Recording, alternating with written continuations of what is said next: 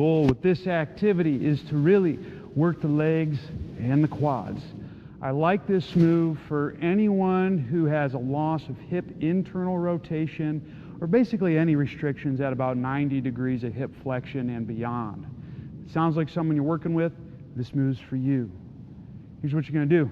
Get a kettlebell, get a leg, one of yours, you're going to go opposite arm, opposite leg as your setup.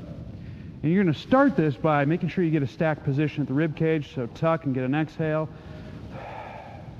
And you're basically going to do a single leg RDL.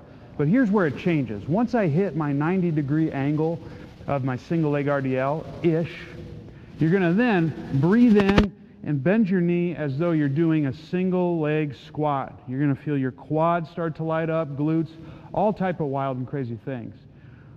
On the exhale, you're going to come back up and return to the start position. It's going to look like this.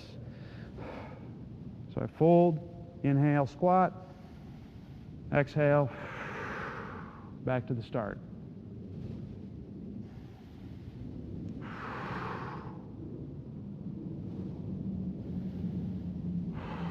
From the front, you want to make sure foot, knee, and hip stay centered as you do this.